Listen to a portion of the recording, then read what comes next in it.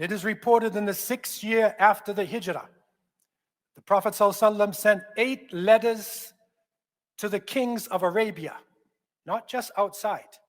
He sent letters to the leaders in the Arabian Peninsula. And one of those leaders was Thumama ibn Uthal of Banu Hanifa. And this is in the Najd.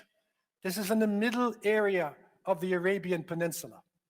And you would think that because it's in the middle of Arabia, you would think that it is sand dunes and it is hot like the empty quarter, but the empty quarter is in the southeast side. The middle of Arabia has rivers and water. And in the time of the Prophet ﷺ, it was the middle of Arabia that was supporting the rest of the cities with grain and with their food. In the same way that much of the world is being supported in grain by the Ukraine and by Russia. And so it makes a great trial and test on the world when Ukraine and when Russia will not give it to the world. And so the middle region of Arabia was similar to this. And Thumama was a powerful leader. And he was a strong leader, a strong-willed leader. And when he heard about the message of the Prophet ﷺ, he hated this, well, iyadu billah. And he planned to kill any Muslim that he found. And some of the Muslims going through the Banu Hanifa region, he caught some of them, they killed them. And one day he decided that he would make a journey to Mecca. Not in the way that Muslims do, but he would go to Mecca to sacrifice to the idols. And as he was moving on the road to Mecca, and he was known by the Muslims, they put out a reward on Thumama because what he had done. And so when the believers came across Thumama, by the will of Allah, they ran into his caravan. They defeated the caravan and they captured him. And they brought him back to Medina. And when they brought him back to the Medina, they tied him. They knew he was a powerful person. They tied him on a post inside of the Prophet's mosque. When the Prophet ﷺ came and saw this man, he was surprised. This is Thumama. Let him stay on the pole.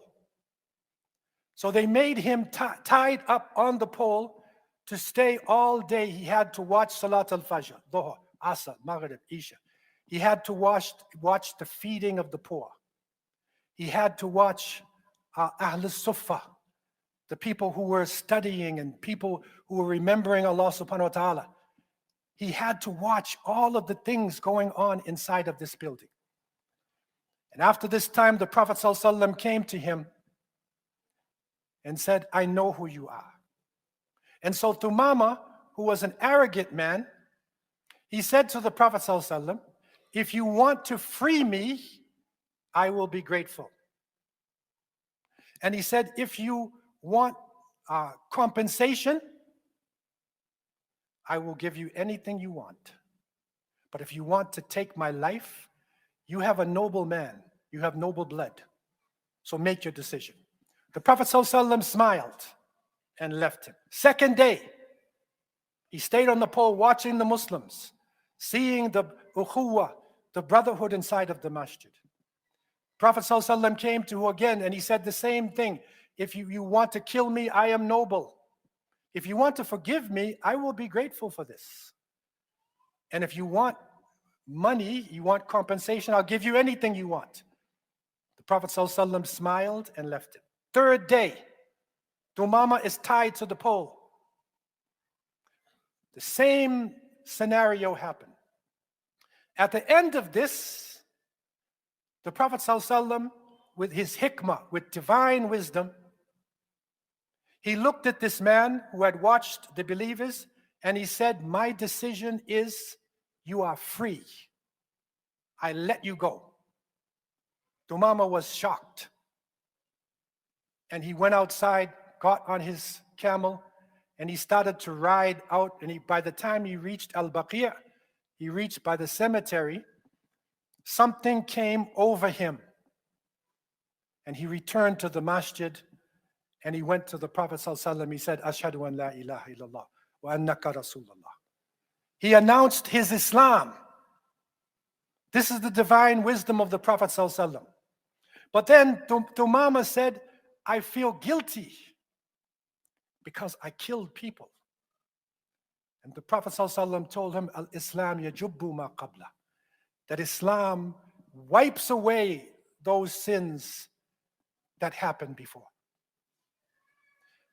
And Tumama told him, I wanted to go to Mecca, and he was advised, continue on to Mecca. But this time you don't go to the idols, you will go to the Kaaba for Allah subhanahu wa ta'ala. You will make an ihram, and you will go. So Tumama then said, I pledge my life, my sword, and my people to you, Ya Rasulullah, sallallahu alayhi wa sallam. And he went to Mecca. Now imagine this scene. He comes into Mecca by himself. He's a very well-known person. He's one of the leaders of the Arabian Peninsula. He comes into Mecca by himself, and the Quraysh are looking, and then he begins to shout at the top of his voice, Labbaik Allahumma labbaik, labbaik la sharika laka labbaik, innal hamda wa ni'mata laka wal mulk la sharika lak. The Quraysh were in shock, because this is after Badr, Uhud, Khandaq. They were in shock. And they said, take this man, kill him. But the leaders of Quraysh, they said, you cannot touch him, because this is Tumama. He controls food. Remember the food. Like a Ukrainian leader or a Russian leader. You cannot touch Tumama. And so he made his Umrah. And this is the first Muslim, the first to be making Umrah. No Fathu Mecca. This is the first to make it. Tumama, Allah helped him to change from the enemy of Islam into a person who was breaking ground for the Muslims. And so Tumama left Mecca and headed to the Najd. And he said, I still feel guilty. This is not enough. So I will announce muqata'ah, boycott. We will boycott all of the wealth and the grain going from the middle of Arabia into Mecca. And this boycott was so effective that the Quraysh, because it was a year of a drought, they were starving to death. So they sent to the Prophet ﷺ and they begged him, tell him to stop this boycott. And the Prophet ﷺ, when he heard the possibility, innocent people, he wrote to Tumama, lift the boycott. The Muslims were proud of Tumama. But, and this is a great lesson of Islam, we do not kill innocent people. We do not use weapons of mass destruction or food in order to take innocent lives. And so the boycott was lifted, and Tumama had done an amazing action. And he lived to continue on, and it was in the time of Musaylama al-Kadhab, the liar prophet, who also came from the middle of Arabia. Instead of joining Musaylima, Tumama fought against him and struggled against him. And Khalid ibn al-Walid radiallahu anh finished the job of Musaylima. But our story, our shahid here is Tumama and the use of food, the use of wealth, that food, that power that you have from the food can be a source of blessings, or it could be a source of a terrible curse on the people who are not getting the food. And so we need to understand this. And we hope to be studying this with you, and we will bring in the relief agencies to the IIT and give this community an opportunity to give in the path of Allah and to not forget our brothers and sisters who are suffering. Remember that the Prophet ﷺ has told us in authentic hadith, Inna li kulli umma fitna, or fitna to ummati al-mal. Every nation has a trial and test, and the trial and test of my nation is wealth.